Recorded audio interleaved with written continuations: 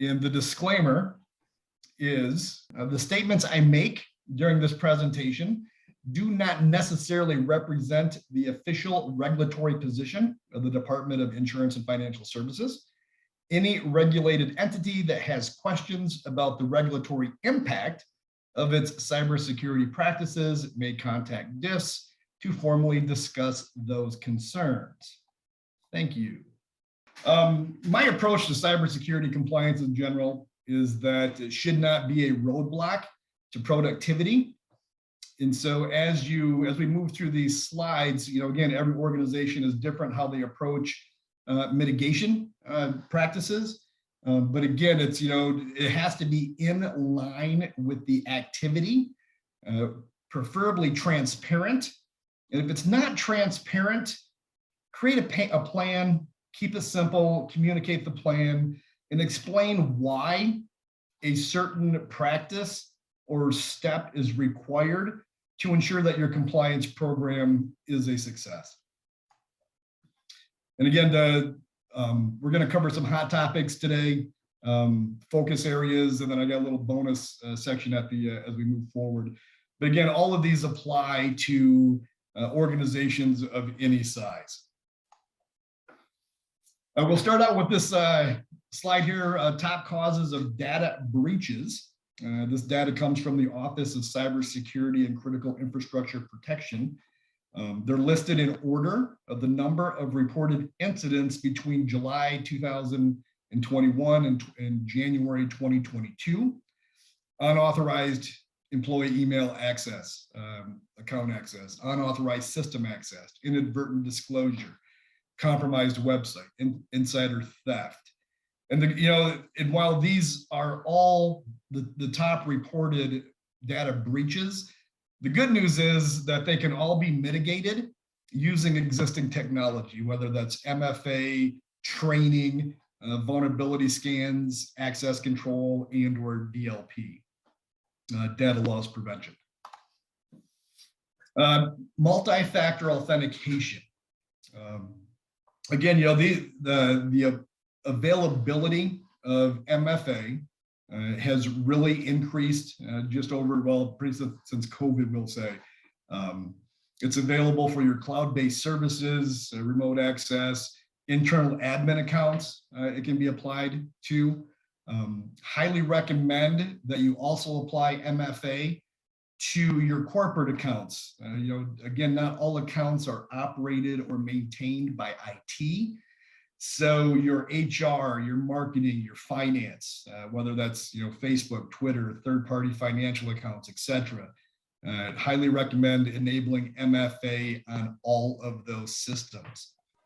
Your executive level personnel should also look at having MFA on their personal accounts, whether that's a Gmail account, a Hotmail account, Outlook account, etc., to prevent them from being a target of phishing, spear phishing, because bad actors will target the personal accounts and then send emails back into the organization requesting some type of action. And then one of the main roadblocks and pushbacks against MFA is always entering the code. There is an option, you can use an authenticator app, and with the app, you have the option to approve the logon versus entering a code. And you can also have the MFA configured so that it only prompts for the MFA on first use device or your first login from a new device. Again, it adds that security, but does not have to be intrusive. And again, a little note here, 94% of ransomware victims did not have MFA in place, and that comes from Microsoft. Encryption. It's not just for cell phones and laptops. This really should be looked at across all organizations and enabled wherever it's possible, again, without creating roadblocks to productivity. It should be on all of your storage devices, laptops, PCs, using BitLocker built into Windows, your cell phones, tablets, USB drives, backup devices, servers, cloud servers, etc. If you have a SAN, there should be encryption on the SAN. Top 3 reasons why encryption is recommended. It's efficient as the last line of defense. Protects data on the go, and it also meets a GLBA requirement. Encryption also gives you the safe harbor security under GLBA, so that something's lost or stolen and it is encrypted, it's not necessarily a reportable event.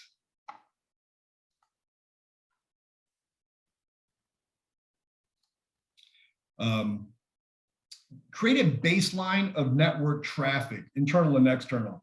And this is going to provide visibility into unexpected communications. Baselining your network will allow you to see anomalies. Example, if you have a point of sale device, your credit card machines or your ATMs, those should be configured to only send data to specific external destinations, and communication with those devices on the local network should be restricted to only those devices. Also, a big one is direct external connections via IP addresses should only be permitted by whitelisting. And by direct IP, I mean, instead of going to google.com, within a browser, people have access to actually just type in an IP address. Well, the threat actors normally don't pay to have their domains registered. And so they operate on a strictly IP basis. And if you're blocking IP address direct connections, you can mitigate a lot of threats. Geolocation blocking. If all your employees work in the US and you'll never log in or have an employee log in from a foreign country, you may want to consider blocking all login attempts from those locations. Again, you want to audit those login locations. And again, if you're with baseline and auditing and reporting, those anomalies are going to stand out. And if you do have to send traffic to foreign destinations, consider whitelisting that traffic. Another thing, a control that you can get from geo-blocking is if an account logs in from Lansing, and 5 minutes later, that same account logs in from San Diego, an alert should be generated. That type of movement is definitely indicative of something that is not right. And also the IP addresses of your servers should be restricted to prevent data outflow to unknown or untrusted destinations. Your admins are not going to be browsing from the servers anyway, so those should really be locked down.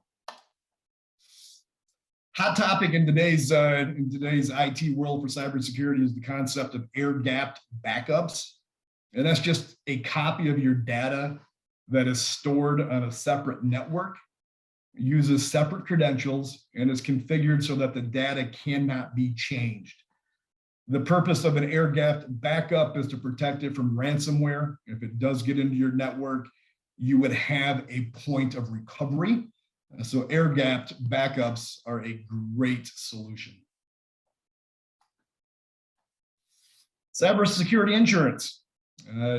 Everybody should probably be looking at these options out there. One thing in light of current world events, you would want to review the policy to see if it covers acts of war. It probably does not. You want to build the contacts of your cybersecurity insurance policy into your disaster recovery and business continuity plan. That way you know who to call in the event of a cyber event. And that process should be built into your disaster recovery testing. You're going to want to work with your insurance carrier to have vendors pre-approved for incident response. And it's helpful to get this done, obviously, before an incident, so that if there are any non-disclosures that have to be signed or pre-approvals, all of that paperwork can be put in place with the approval and support of your insurance carrier. And you can also ask your insurance carrier to provide a list of best practices to implement.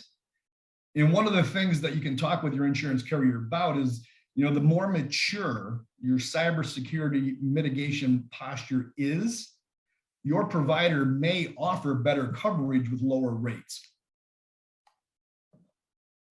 Vulnerability scanning and patch management. These should be performed on a regular basis and include authenticated and credential scanning. And this is both internal and external of all of your assets.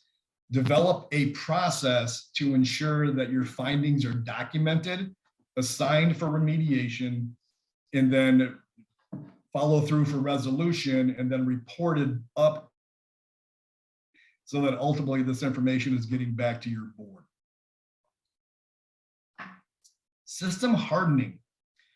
This is the focus here is creating and adhering to a standard build which meets your needs, whether that's laptops, PCs, cell phones, routers, firewalls, etc.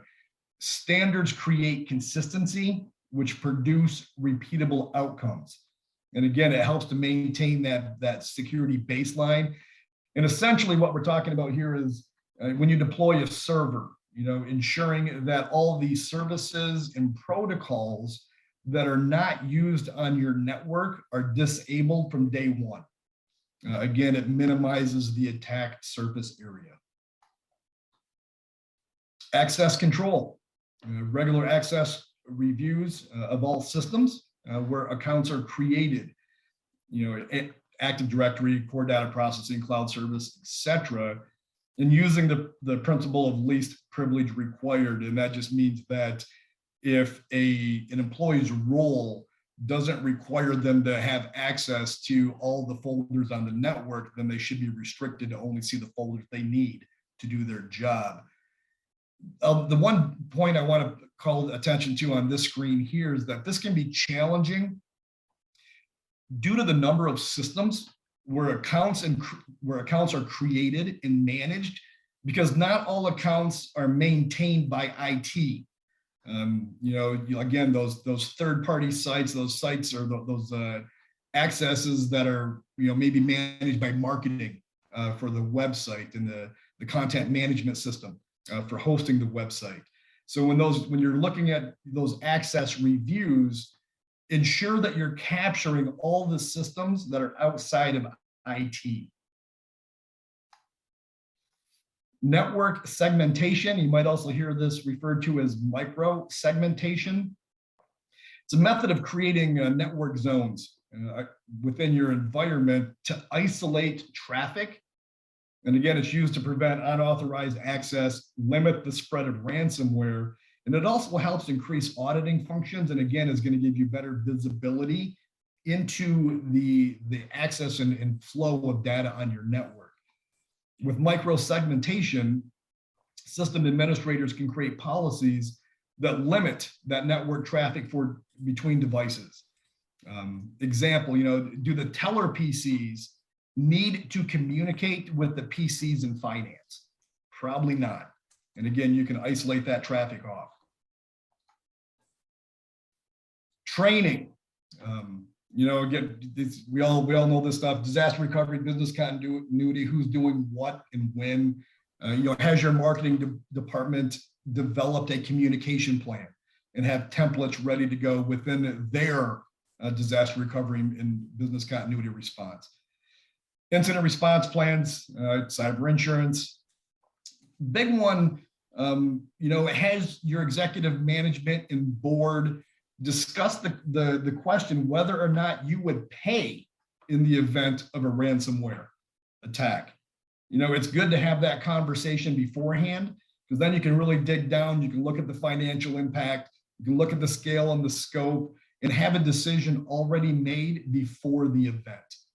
And then on the training side with social engineering, email, text, phone calls, the big one, going around right now is, calling up and pretending to be your help desk. If you have an external help desk, the threat actors are going to know this, and posing as that help desk and trying to get your employees to connect to a remote session that they're running, again, posing as your support. Employees are going to respond based on how they have been trained. Mobile device management, MDM. Again, this is the ability to control mobile devices across various types with access control, monitoring, the ability to remote wipe a device if something is lost.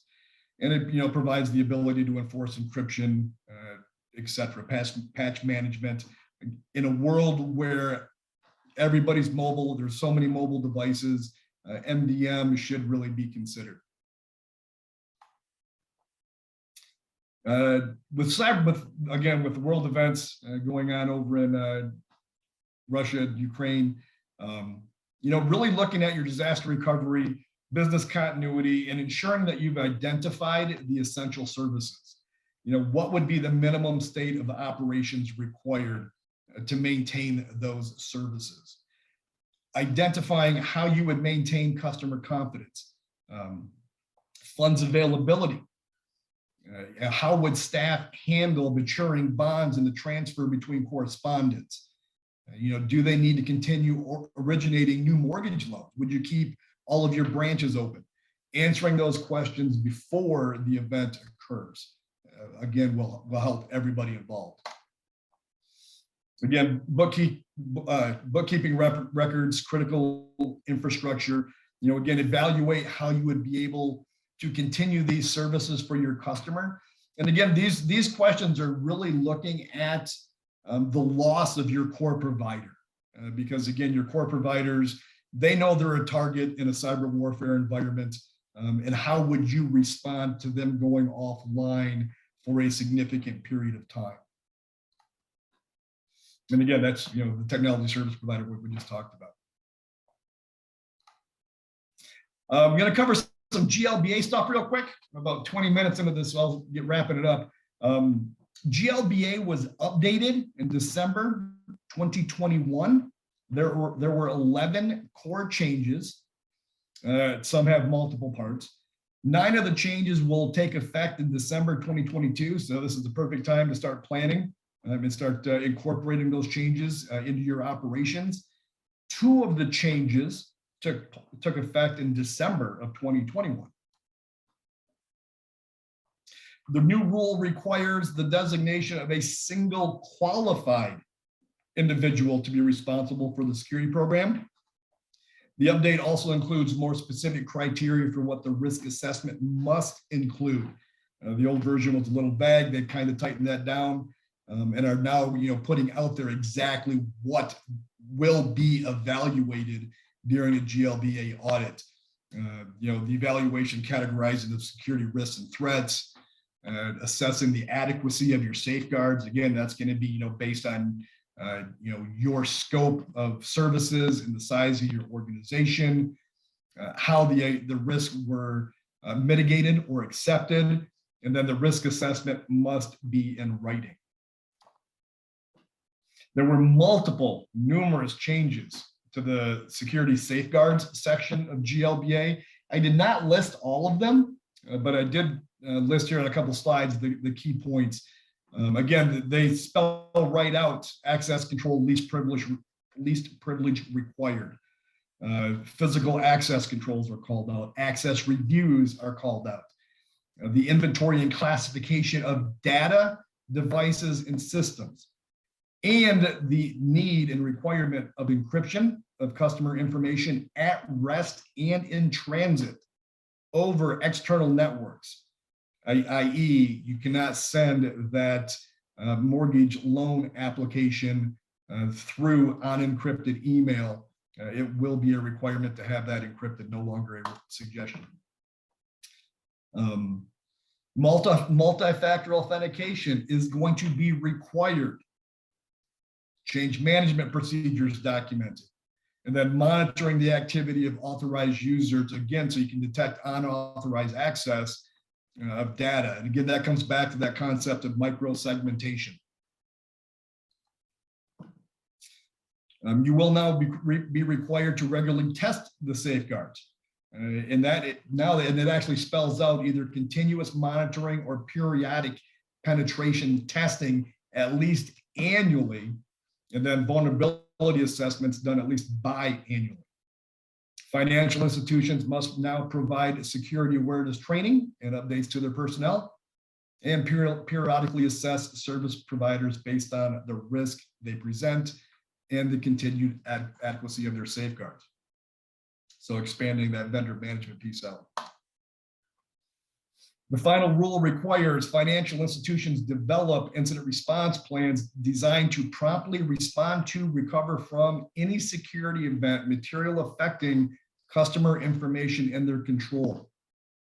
The rule requires a financial institution's CISO or qualified individual to report in writing regularly and at least annually periodic reports to the board of directors or governing body. And these are the two that actually went into effect in 2021.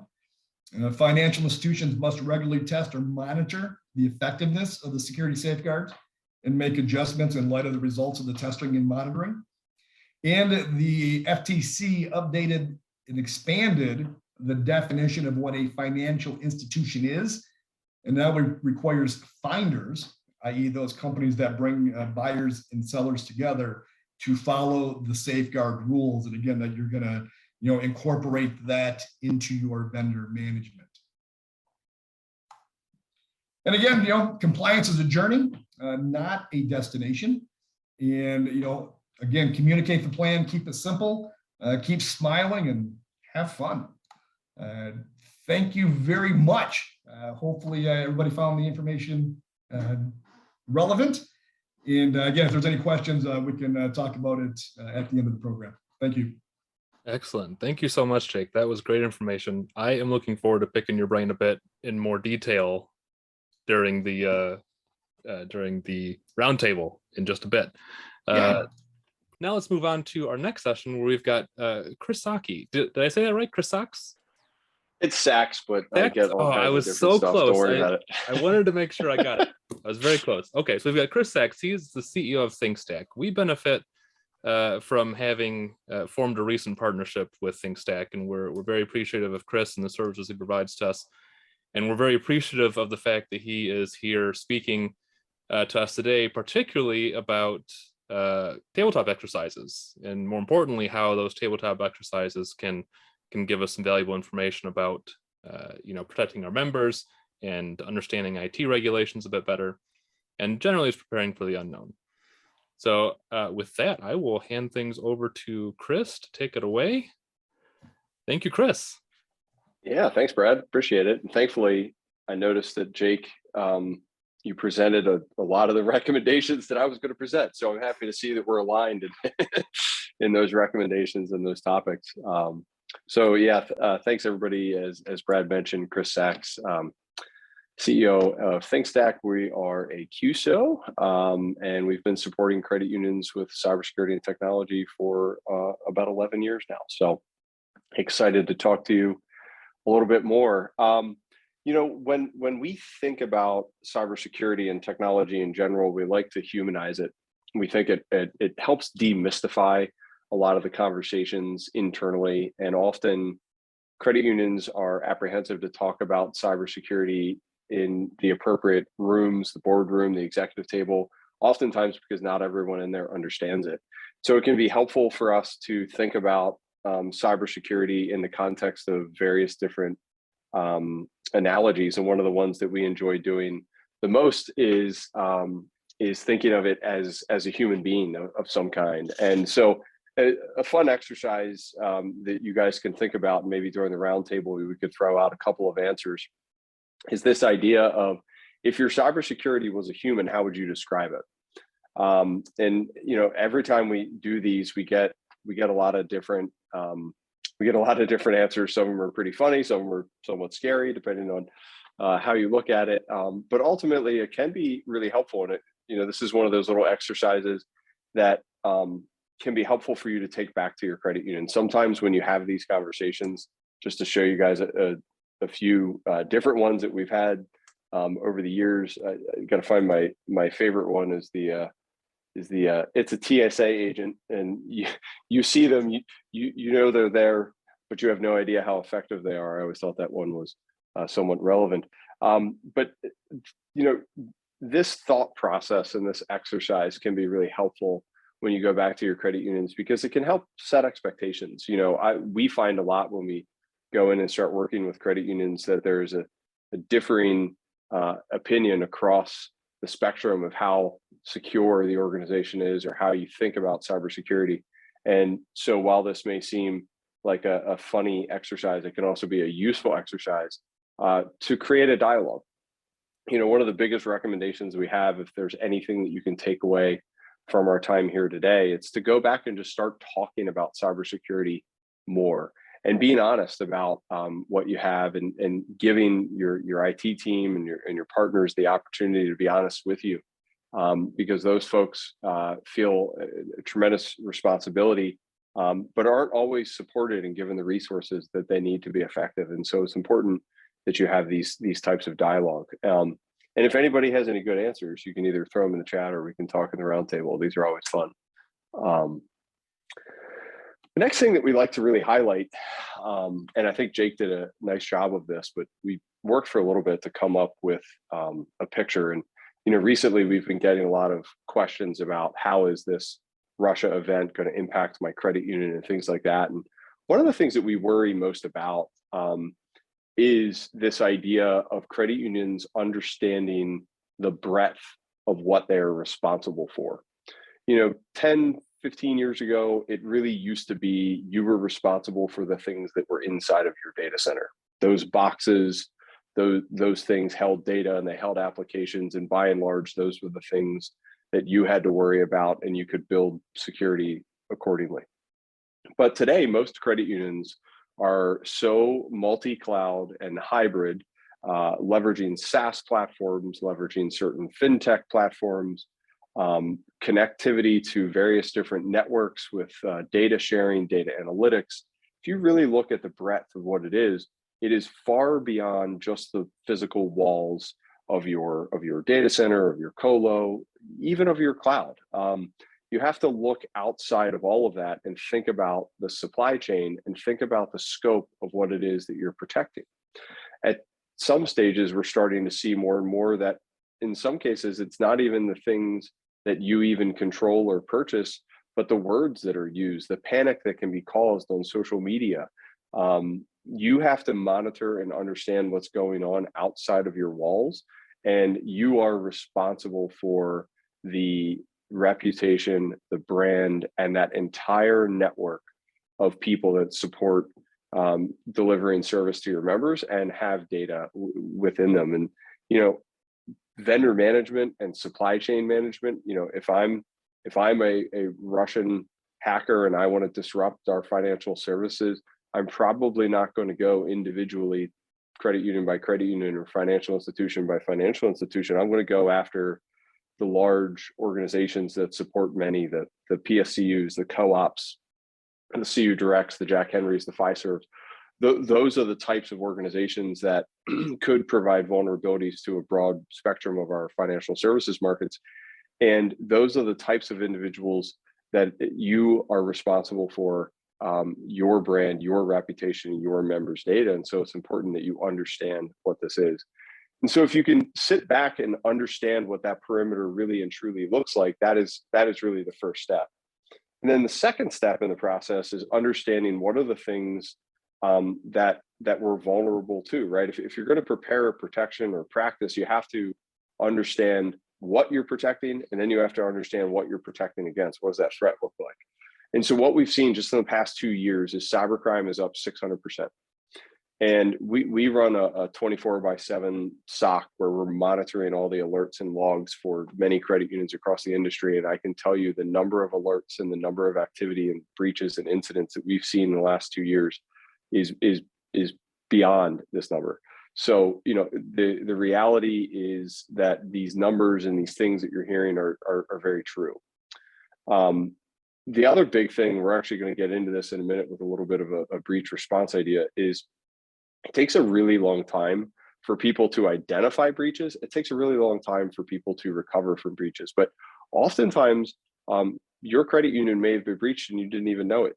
So, really taking this approach of looking outside of your walls and understanding what could be happening or could have happened in the past is something that's really important. But also, could someone already be sitting in there and waiting for the right time to make a broader move?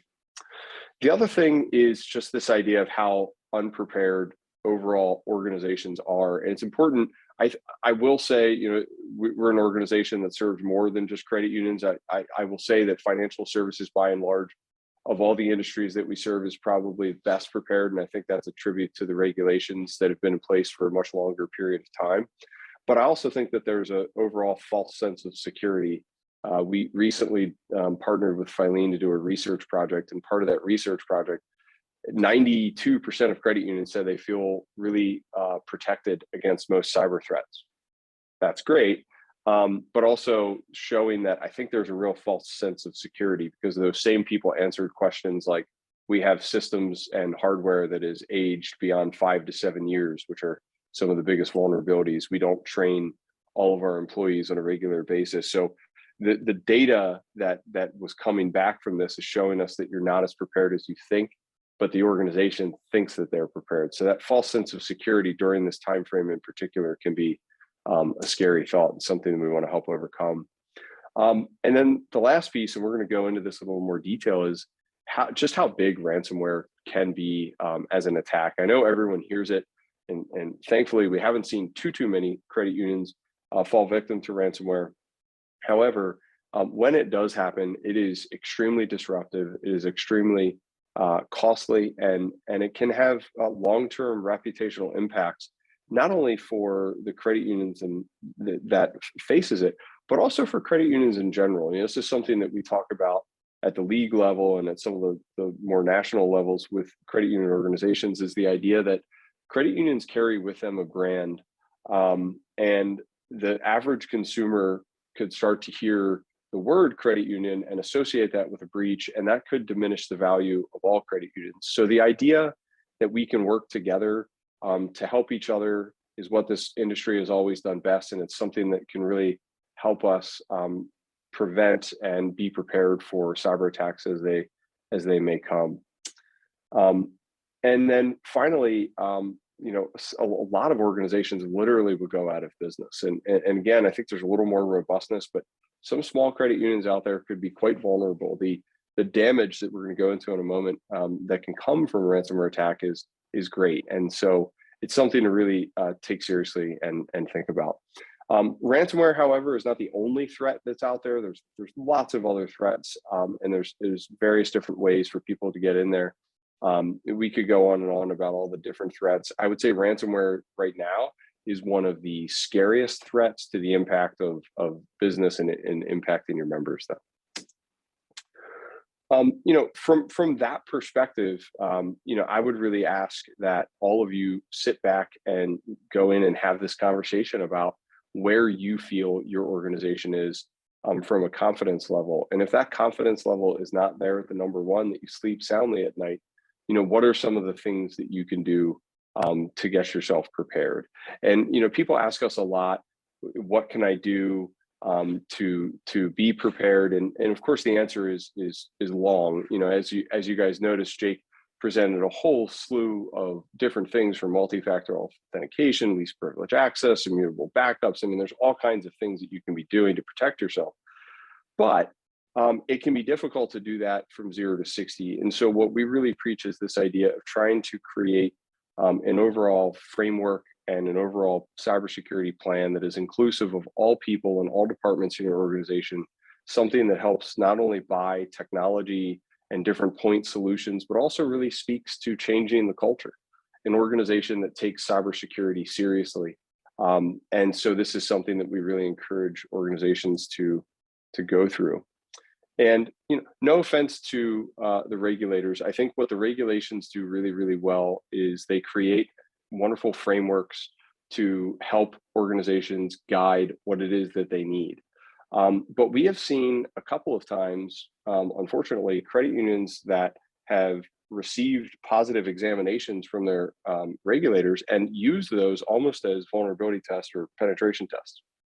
And this false confidence can be difficult. The other piece that can be difficult when you look at a regulatory body or a framework is that it is a set of best practices. But if those best practices are not pulled together in a cohesive plan that is coordinated and working together, then basically what you have are a whole bunch of point solutions and point products that aren't coordinated and helping you really truly prevent themselves. In fact, we often see people overbuying technology point solutions and creating more complexity than they do good because they're out trying to run around and do that. So where we try to help people is to take this, use the regulations as a really great framework, but then turn that into a cohesive and coordinated security plan across the whole organization. And one of the best ways to test your plan, and one of the best ways to build your plan, is this idea of tabletop exercises and breaches. And thankfully, there's a lot of resources that are out there that allow you to go through and create your own scenarios. Certainly, you can hire companies like us and other security companies that can come in and facilitate these tabletop exercises, and they can be really valuable pieces of work for you to do. But you can also do them yourself. CISA, as an example, is an organization where you can go and they have templates for how to conduct a tabletop exercise, how to conduct a breach response. But I think what I'd like to do is actually walk through one. This was a credit union that this is a real story, and they went through this. Unfortunately, this ransomware event. However, what I'm about to show you is reminiscent of how you can work through a tabletop by using an example of what a breach looks like, and then taking that and those steps and asking yourselves, what would my credit union do in response to this?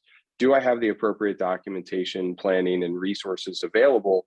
And as you go through that tabletop exercise, not only are you helping to build out some plans and some thought exercises, as Jake mentioned, the last thing you want to do is be responding to and thinking about, do I pay the ransom? Do I not? Do I have the right systems in place? You don't want to be doing that in the middle of a ransomware attack. You want to do that ahead of time. You want to be as prepared as you can be. It would be akin to a sport or military exercise.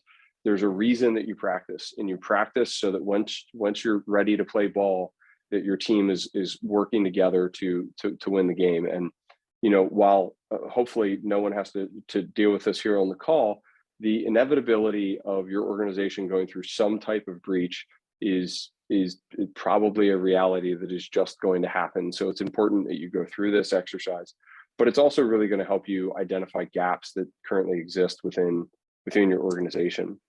And if you look at this, we try to identify both the top side of this, the emotional state, as well as some of the tactical things. So when you look at this, the emotional state is going to be important to highlight in the middle of the tabletop, because you want to set the stage for what people are truly feeling, because that plays a tremendous role in the middle of a breach. And identifying that, talking through those emotions and those feelings can be really helpful, when it comes time to respond to this. And then the tactical piece is going to be more where you can start to learn those lessons and identify, are there things that I need to be doing within the credit union to better prepare, to have conversations, processes, policies, tools that we need to put in place that can help protect us. So in this case, we had an organization where a user was impacted, right? So just one user had some anomalous behavior happening on their computer. It seemed strange. They couldn't really figure it out. So they put in a ticket using their ticket system, and the tech team dove in and started to look at what it is they needed to do. Pretty quickly, they started to identify broader issues across the organization because users were putting in tickets. They were starting to see similarities across those issues, and they began to investigate. Now, this, of course, happened over the course of a couple of hours. And then after a couple of hours, they stumbled upon a ransom note sitting in a log file within one of their servers. So one of the things that you can look at here is a lot of confusion and concern, obviously, by the IT team. And their initial reaction was not to share this with anyone because they were scared. They were scared. Did we do something wrong? Did we make a mistake? Do I really want to raise a red flag? If God forbid this wasn't a ransomware attack, I wouldn't want to raise any alarms. The other piece that you can highlight here is, did you have a tool like a SIM platform or a user entity behavior platform that allows you to analyze this data, how could we have used data analytics, SIMs, and AI to help us identify this more quickly? This took a couple of hours. If we could have identified this on the front end, perhaps we could have contained this attack and gotten better. Unfortunately, in this case, they did not. Frustration, confusion turned into frustration and anger. And frankly, most of the executive team, once they identified that they did in fact have a ransomware attack in place, began to panic and really didn't know where to go. And this is where you can start to see organizations, first thing they try to do is figure out how bad is this. Slowly, all of their systems started to be encrypted and they lost access to everything. But it took a couple of hours for them to understand just how significant this impact was. Simultaneously, they started to try to figure out, who do they call? Who are my resources? Do I have cyber insurance? Do they have resources for me? Can I call my league? Do they have resources? Do I have a cybersecurity partner? Has anyone here ever dealt with this before? So there was a lot of panic, and this goes back into looking tactically at, have you updated your BCP plan to include breach scenarios?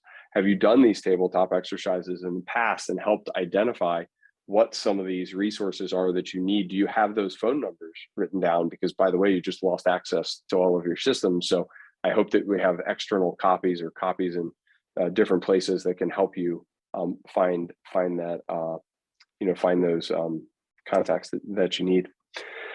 And then, at the same time, it's important too, before I jump to the next one, is also just thinking through that anger and that panic. I can tell you a lot of times this is one of the most vulnerable things that we've seen. Actually, in this case, we've had people quit their jobs in the middle of this. We've had finger pointing, organization CEOs getting very, very upset with the IT team and placing blame. And all of that activity can be really harmful to the organization, and certainly isn't helping you progress through a cyber attack successfully. But eventually, once you start to identify what some of the vendors are that you need, generally speaking, you can start to bring in the expertise that you need to support you. And those organizations generally will start to just say, okay, well, I'm going to accept this. And I realized that it happened. I thought we were prepared. Maybe I was a little overconfident, but at this point, we just need to survive. So how do we bring this system back up? What does that look like, right? So this is where you can start to go through, do you have immutable backups? If you don't have backups, what is your strategy for paying the ransom? Not only do you need to pay the ransom potentially if you don't have the appropriate backups, but do you have the Bitcoin in place? I can tell you that can actually take a few days, by the way, because most of these organizations are requiring that you pay them in Bitcoin. If you don't have a Bitcoin account, it can take at least a couple of days to set up those accounts and get that established. Some insurance companies will have those things in place, but that is one of the things that organizations need to consider. Some of the other things here is really making sure your cyber insurance policies are understood, making sure you know how to enact them so that you're not incurring expenses that aren't being covered. And this can also be a time period oftentimes where getting the word out and understanding how the press is going to be associated with this is really important. I'll tell you that marketing teams and PR firms, there are organizations out there that specialize in crisis response and breach response. It's important that you have those numbers. Many times PR firms kind of throw their hands up and say, look, I've never dealt with this before, and I'm not really sure where we go. There's obviously legalities that are involved in this. So you want to be very careful about the communication, but at the same time, if your ATMs are down, if your mobile banking site is down for some reason, I'll tell you that people go to social media quite quickly and start throwing information out there with assumptions. So it's really important that you have a PR strategy and plan in place that's going to help you communicate to people who are concerned about what's going on. And then, of course, there's going to be panic that can ensue from that. If somebody thinks that their financial institution was hacked, that panic is there. So having a really well defined PR strategy, education strategy, understanding how you're going to get that communication out if your traditional systems are unavailable to you, that's something that is really important. And highly recommend identifying some of those partners. Same thing with your law firm. If your law firm does not have cyber specialists, you should find out if they have access to cyber specialists as partners or other firms that they partner with. because again, there are very detailed and specific laws that come into play during a time like this, and it's important that you understand those. You certainly don't want your PR firm saying things that could get you in hot water legally. So this is an area where we find a tremendous amount of preparation tactically can occur, because most people haven't considered the non-technical components to a breach, and so this is one of those areas where this exercise can be quite impactful. And then, finally, or not quite finally, but you start to rebuild, right? So in this case, the ransom was paid. Yes, we get a lot of times, what happens if you pay the ransom and they ask for more money? Generally speaking, they don't. In our experience, most of the ransomware folks give you what they promise, because if they don't, then no one would ever pay the ransom. They look at this as a business. So when you pay the ransom, generally speaking, they're going to start giving you what you want. In this case, you want your encryption key so you can start rebuilding your systems. So you start rebuilding those systems. You have to perform forensics. You have to do, in many cases, you may not want to bring those systems back up in hardware because they could have implanted other things. There's many circumstances, I would say almost every circumstance, where once they get in and encrypt your systems, they're also putting in little bots and other things to continue to watch you. This isn't the only attack. They're going to steal your information. They're going to watch you afterwards. So the worst thing you can do is bring your servers right back up from a backup. So oftentimes you have to scan them, clean them, bring them up in a separate environment. And that starts to introduce, do you have a really good backup and recovery plan? Do you have a cloud set of servers where you can start to rebuild within that cloud? Because you're probably not going to be able to get hardware that quickly. So a lot of different things there. And then finally, within this, it's the idea of, so where do I go after this? PTSD after an event like this is real, and organizations will often just be so exhausted and glad that they got through it. I can tell you, in most cases, people won't sleep for a week. People are doing phone calls all the time. As we do that, you're making worse decisions. And a lot of this comes because you didn't have a plan. Organizations that have a plan are going to be able to execute on that plan. Organizations that don't have a plan are going to be totally stressed and exhausted and have no idea what to do. So, at the end of this, when there is that fatigue, we see a lot of turnover, staff turnover at the end of that. We see a lot of just overall exhaustion and lack of confidence. And then in some cases, we see people just continue to make bad decisions. You would think that if you lived through a breach, you'd say, like, we're really going to, make some changes to our systems to ensure that we never live through that. In fact, we've in many cases seen the exact opposite. So some of the things that you can put in here are, doing root cause analysis. Do you have a process for that? Do you have a process for decompressing and understanding what those things? And do you have a time period by which you're going to ensure that your organization comes back together to perform a lessons learned activity, and then really has the support of the executive team to implement those lessons learned? So, as you think about this in the context of, this is an exercise that is relatively easy to go through. It's an exercise that can allow you to identify where you think gaps are, and it can help you prioritize different projects, different priorities that you need to put in place. And I'll tell you that by and large, a lot of the things that organizations need to do are oftentimes not very tech heavy. A lot of it is, talking to PR firms, talking to law firms. A lot of it is building new processes. Jake mentioned change management is a big piece that can come out of this. So think about that. As I mentioned, there are some activities that your organization can pull from that are free out there. If you go Google breach response tabletop exercises, there's a slew of those things. And there's also organizations that can help facilitate that. I'm not going to repeat all the recommendations that Jake gave you. It's pretty much everything that he said was on here. So, happy to talk about any specific recommendations that are out there, but I'm sure you guys have all seen most of these terms and understand the importance of them. But for us, it's less about the individual pieces on the left-hand side of the slide and more about the idea of building that cohesive plan. And the best way, in our opinion, to build that plan is really to think about it in the context of how your organization manages it. And finally, I said this before, but just again, the idea that you can change the culture. The organizations that we've seen that are doing the best with cybersecurity are the ones where, from the CEO and the board on down, they have identified cybersecurity as one of the most important things that they can do. And so they really help to change the culture for how people think about cybersecurity, because cybersecurity is far beyond just the tech team. It takes everybody in that organization to take it seriously, to keep you protected. And finally, if you guys want to, we have a cool little checklist.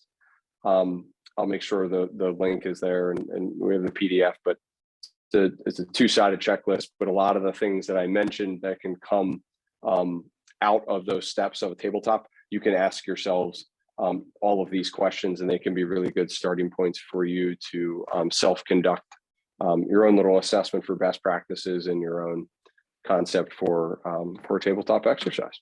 So with that, Brad, I'll turn it back over to you. Thanks.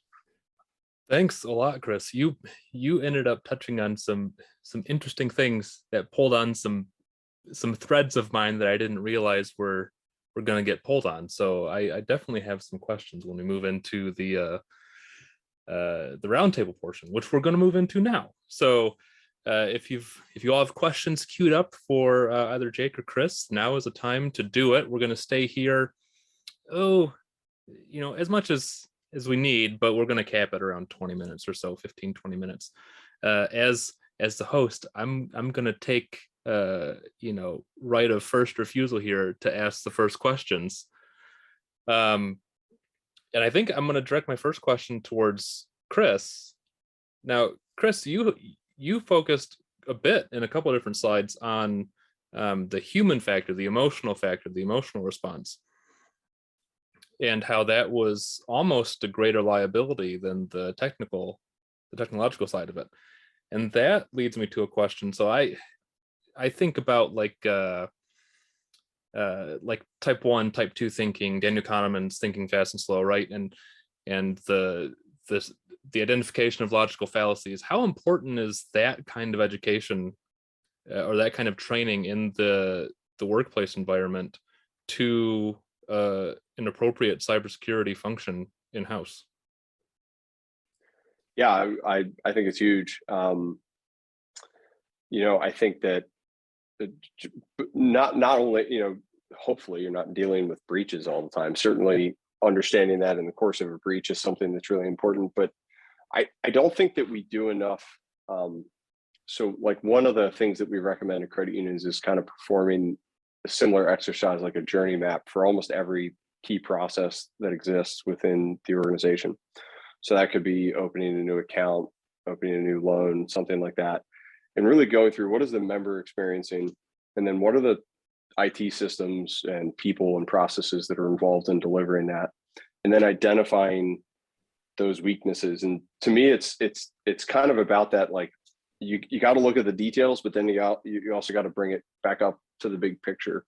And it's that constant piece of understanding what are all these little minute systems that are involved in these important processes, and then what is that human element that's involved in that, but then more importantly, how are we protecting that throughout the process? So it's kind of a multi-pronged approach to how you look at things and how you communicate things. And I think organizations that are too myopically focused on technology, if you have a tech person who's very, very focused in that, and you're not bringing them out to understand that impact, and vice versa. I think other people don't spend enough time to understand the tactical nature of how these things are delivered, and are often surprised when something goes down or something is breached, and like, I had no idea that was even involved in that process. So it is kind of this constant balance of how we communicate it, and also just getting people to understand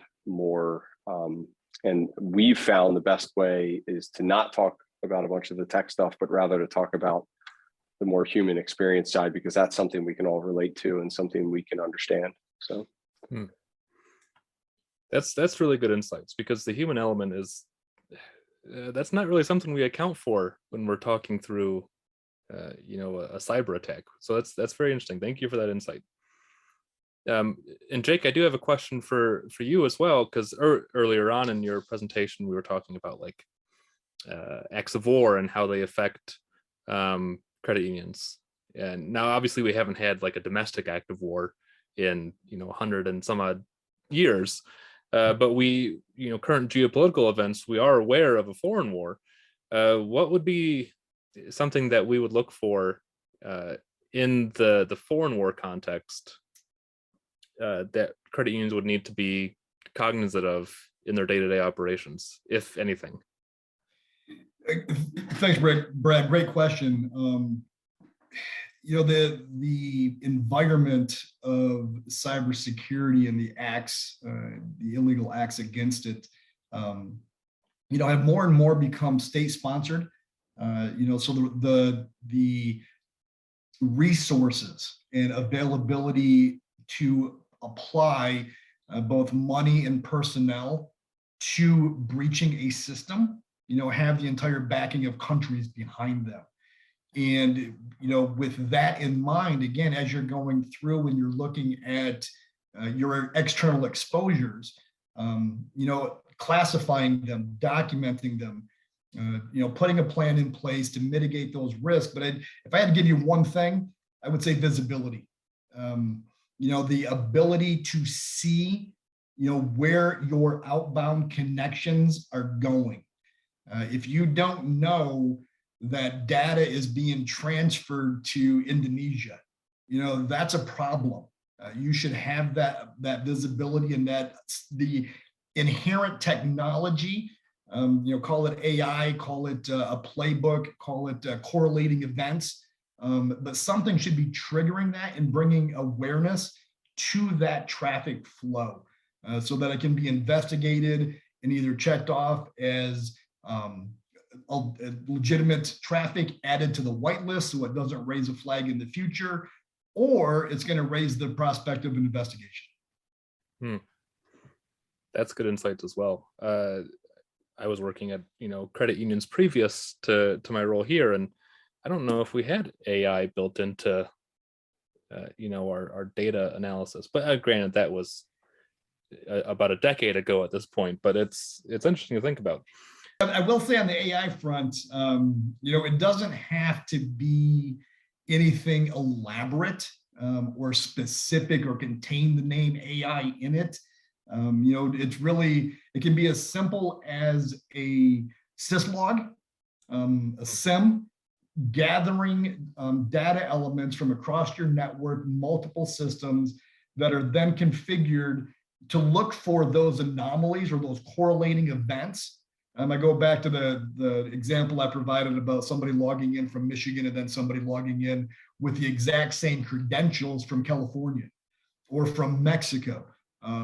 That should raise a flag, because there's no physical way for somebody to fly from Michigan to California in 5 minutes. So if that login is happening, that means somebody's watching that activity and they're following up and they're looking at it. Another one, again, call it AI, is looking at your email system, whether it's, most people use Microsoft nowadays, but your admin should have a rule in place that says if an employee creates a rule in their inbox to automatically delete any emails from HR or IT, that's an indicator that a threat actor is in that mailbox trying to hide their presence and prevent the employee from actually communicating with internal resources so that they can step in and be that intermediary, like that man in the middle attack, and provide that communication in direction to some fraudulent activity.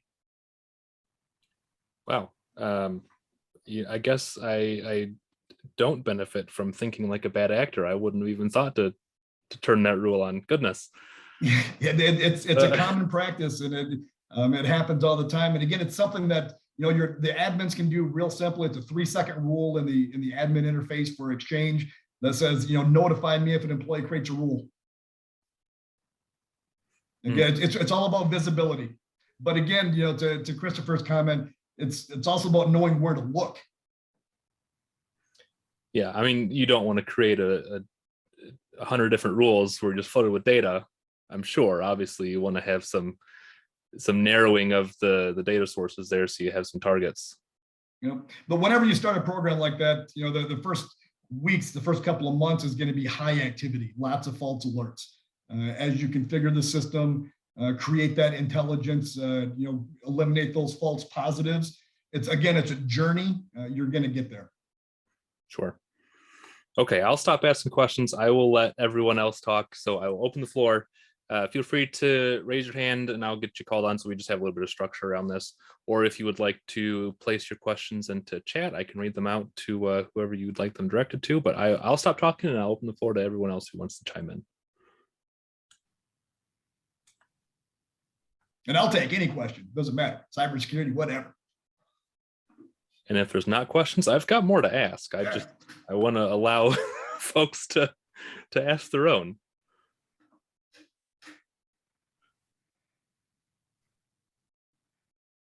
Going one. I'm sure there's a million questions I'd like to ask. I just can't formulate any of them right now. So once we see your presentation, maybe that'll help spark some more. But that was a lot of directions to think about at one time. Heather, I agree. And I guess I would just say that everybody's in the same boat. You're not trying to create a new process or a new mitigating technique. Somebody's already done it. Somebody has awareness of it. Use this group, use the focus groups or the user groups from your core processor, the MCUL, as a group to reach out and collaborate on these. They don't have to be exclusionary to your organization. I'd recommend if somebody finds a solution that has a really cool technology, whatever that forum is, share that solution and your experience with it. Believe it or not, I've got a question for me in the chat on whether or not the recording will be available. Yes, it will. It'll be on the mcul.org/compliance page once we have this all processed and uploaded. So you can find it there. Mike Farley, you've got your hand up. Go for it. All right. Well, thank you, Jake. And I see Chris hanging out there as well, and Brad for putting all this together. This is awesome. Question, Jake, with all of the, you talked earlier about all the different frameworks, and I think Chris also mentioned the different frameworks that create the different checklists, that create the different flows. And I know this is risk-based type of an approach, but what do you see as based on the data you guys have seen, what are the big holes? They talk about, today's issue is MFA, and next week it's zero trust, which is a theory, not a real thing, or phishing emails are still the number one thing. What are the biggest challenges that we all commonly have that are the higher risk holes that we should, if you got to prioritize things, where do you prioritize? Yeah, I'll jump in and then Chris, please follow up. Something simple that's straightforward that everybody can do without spending a lot of money. Patch management. As Chris mentioned, older hardware, older systems are susceptible to risk. And having a solid patch management process where you're constantly scanning all the devices on your network. I mean, even your security cameras, your printers, etc. They've all got to be scanned. They've all got to be baseline back out. If an issue is found, document it, document the resolution, and then report it out.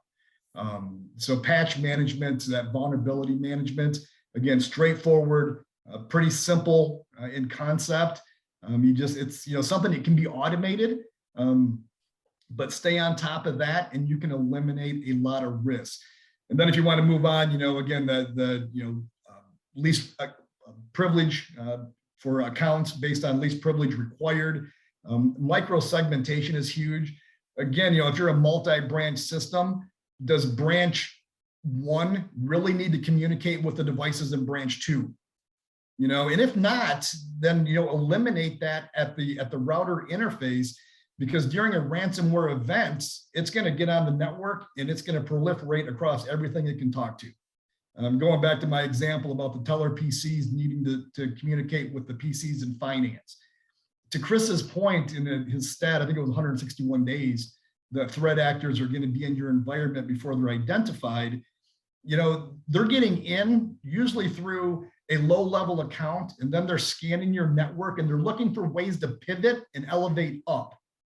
And so if you corral that access and limit where that individual can go, you're light years ahead of everybody else. Chris? Oh, you stole my thunder, Jake. It's my favorite one to say. It's so this is 2 years old, so the stat might not be totally right, but 2 years ago, sorry, kids got home, 86% of all cyber breaches leveraged an unpatched machine. So the way that people get in is because no one does backups. And I can tell you this, we've worked with hundreds of credit unions around the entire nation. I have never been in a credit union that does patching correctly. It is the single most important thing I think that you can do, and it probably is free. You most likely already own all the tools that you need to do it. But as Jake said, it's something that you have to stay on top of. I liken it to, look at the sports teams that are most successful. It's typically they're doing the fundamentals well. You can go by the big time wide receiver, which is zero trust in this place, right? But before you do that, make sure you're doing the fundamentals really well. And I think the only other two things I would say to that is vendor management. People are not I haven't seen it yet, scratching the surface of how in depth they need to be questioning vendors that are of a certain risk factor that are holding your members' data.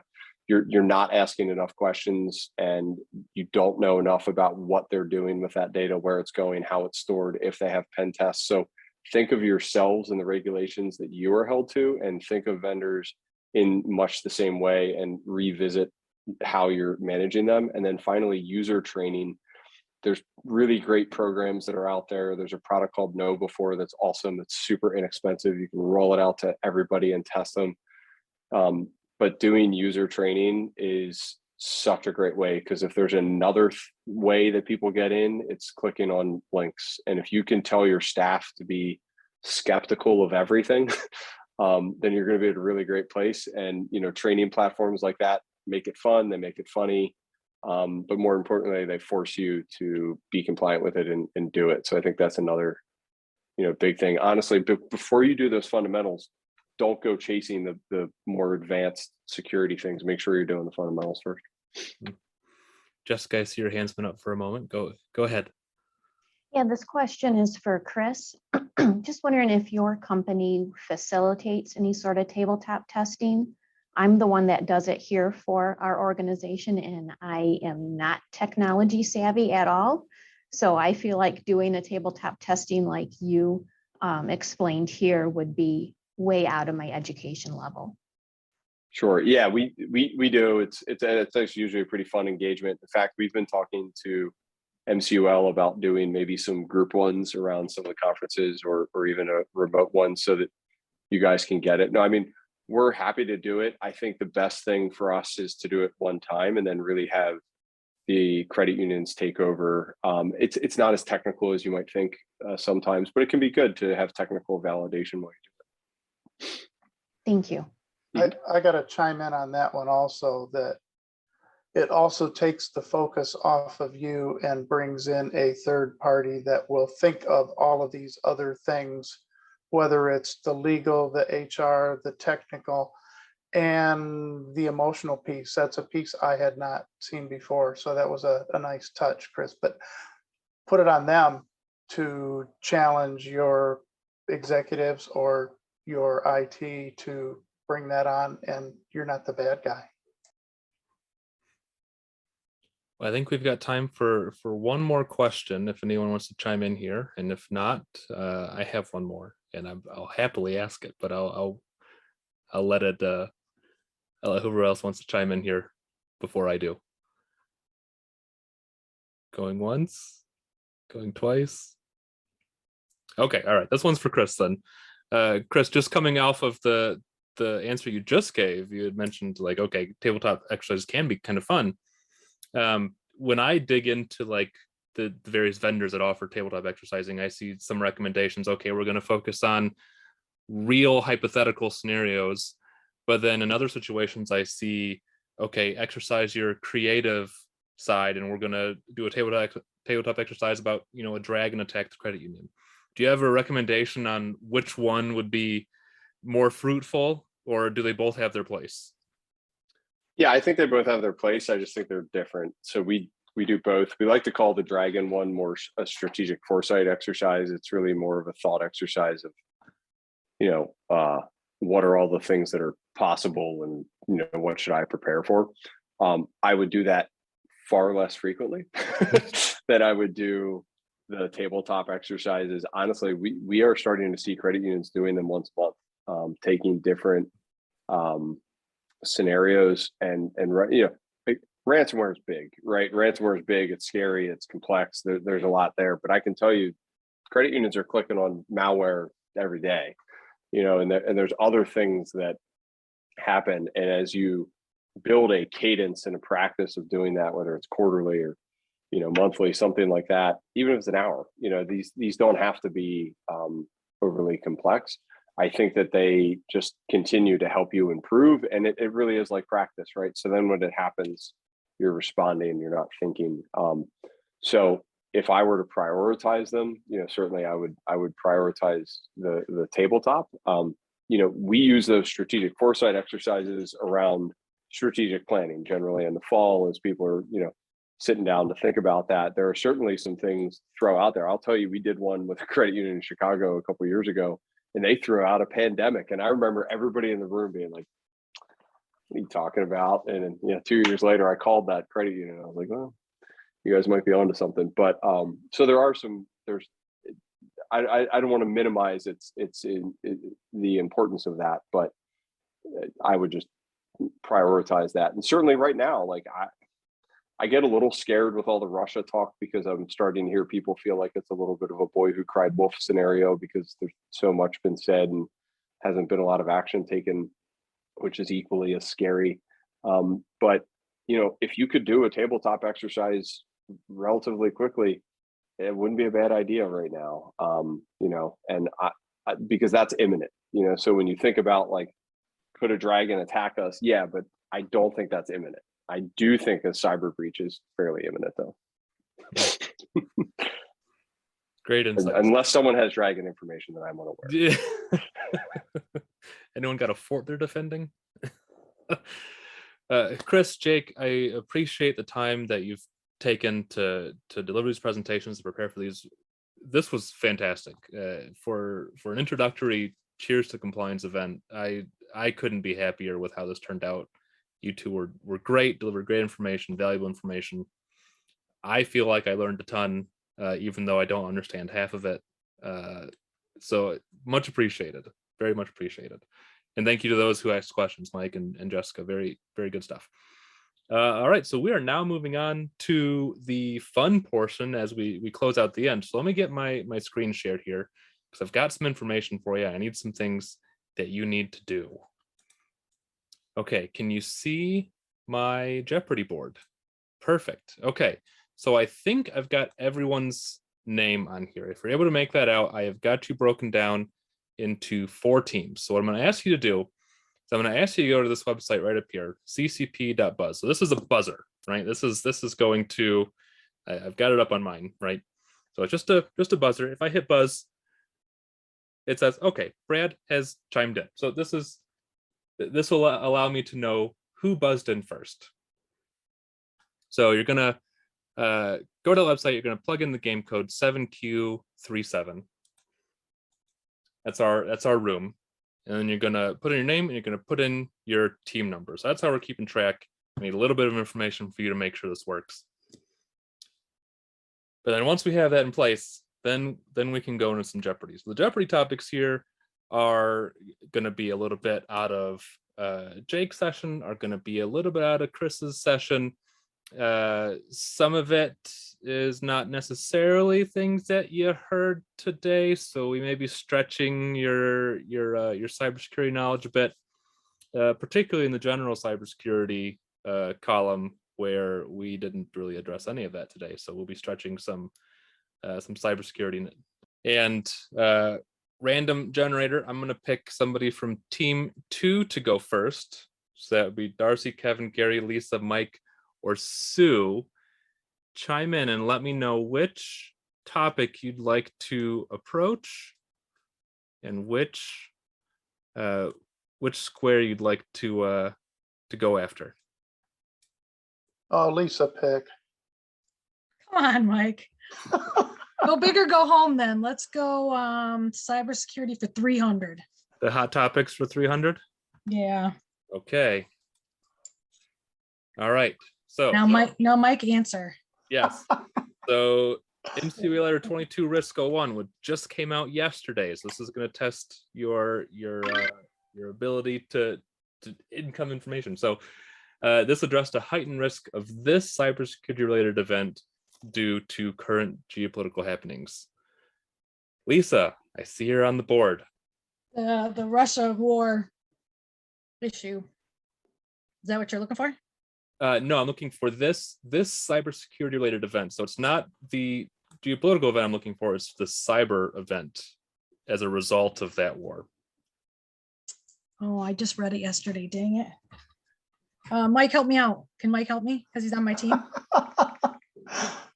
I'll make that allowance, yes. Was it ransomware or was it phishing? I want to say phishing, but Well, let's social engineering and phishing. So Woo! 300 points to team 2. Woo! All right. You got it. You got it. All right. So you have your choice of staying on the board or, well, you have your choice of staying on the board. And then we'll open it up to the buzzers again. Sue Brown, your turn. UAN. Can you hear me? And hear you. Okay, let's Hi, try. Sue. Hi, Lisa. Let's try tabletop for 200. Tabletop for 200. All right. A tabletop exercise is not complete until this process has been documented.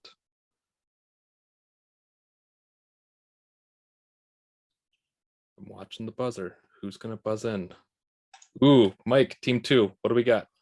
I am going to go with the Lessons Learned Act in that, following all the way through. That is about what we were looking for. Yeah, postmortem. Postmortem, so lessons learned. I would count that as accurate. Absolutely. All right, 500 now for team 2. On team 1, 3, and 4. Step it up. The board is They're busy drinking. They're not playing. They're drinking already. the board is yours. General Oh. cybersecurity for 300. Ooh, going big. Okay. Identify, protect, detect, respond, and recover are components of a framework of cybersecurity functions promulgated by this government entity. Ooh, Heather, team 1.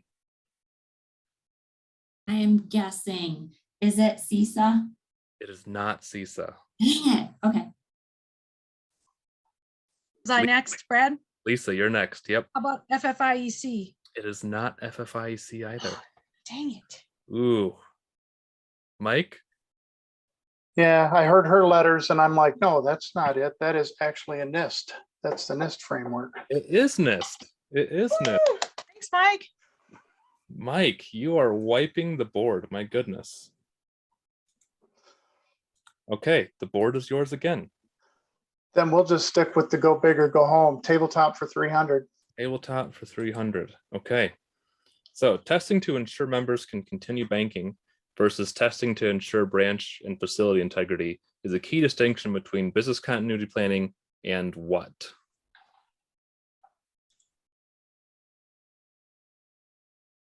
Hopefully I worded that right.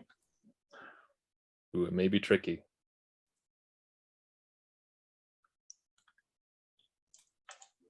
Tara, Tara, what are you thinking? Oh, I didn't hear you. What was that? Disaster recovery. It is disaster recovery. Nice. Team 1 is on the board. Okay, Team 1, the board is yours. Which one do you want? Because you seem to be the one with the answers. We'll do general cybersecurity for 200. 200, all right. So the NCUA security program requirements are outlined in this CFR part. Mike. Part 748 A and B. It is part 748. Way to go, Mike. Man, oh man. Can't throw you at all for a loop. Okay, that's team 2 again. Okay, team 2, the board is yours. 200, Brad, the last 200. The last 200, okay. Multi-factor authentication, periodic penetration testing, and security awareness training are all requirements under updates to this act. Ooh, Mike, you are so fast. That was the latest things added to the GLBA, Grand Lakes Bailey Act. Is correct. Man, team 3 and team 4, let's get you on the board now. I think they're sleeping. Come on, Jessica. The Jessicas. All right, Mike, the board is yours. Oh, let's stick with cybersecurity and do the 100. The hot topics? Yep. Okay. You would employ this security process to prevent login attempts from foreign locations. Ooh, Travis. His mic isn't working, Brad, but he put his answer in the chat. Oh, I didn't see it. GeoIP filtering. That is correct. He's got it. Geolocation. Man, oh man. All right, team 1. Team 1. Got 2 squares left here.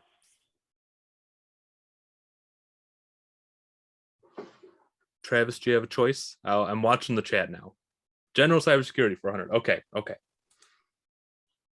So the NCOA has created this toolbox for federally insured credit unions to use when evaluating their levels of cybersecurity preparedness. Ooh, Mike. That's the automated cybersecurity evaluation toolbox. It's got a new name. That is right. ASET. All right. So that leaves us with the last one, tabletop exercises for 100. I'm just going to read it out now. Tabletop exercises are a valuable component of this required policy. Jessica, team 3. Is it just the information security policy? That is not what we are looking for. Maybe if I change the language from policy to plan. Tara. Incident response plan. No, not quite what I'm looking for. But Dawn jumps in the chat with BCP, which is the right answer. Dawn, Yay, team 4. Team 4 on the board with the 100. All right, so that means team 2 takes it home. All right, so I have some, just give me a second here to arrange this real quickly. Team 2, we're going to add you to the wheel. I'm going to put the wheel on the screen, and we're going to spin for who gets out of team 2 our custom created Cheers to Compliance mug. All right.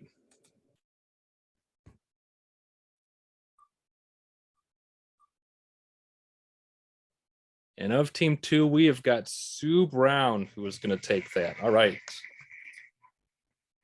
So Sue, I will reach out to you after we get done here and get your details. Thank you. On that mug. So now I'm going to do one more for just the entire crowd. So give me just a second to arrange that. We're going to get the whole crowd here. They're very nice mugs, by the way. I've seen them. I have not had the opportunity to go get them from the vendor yet, but they're very nice. Okay, this is the whole crowd, whole audience.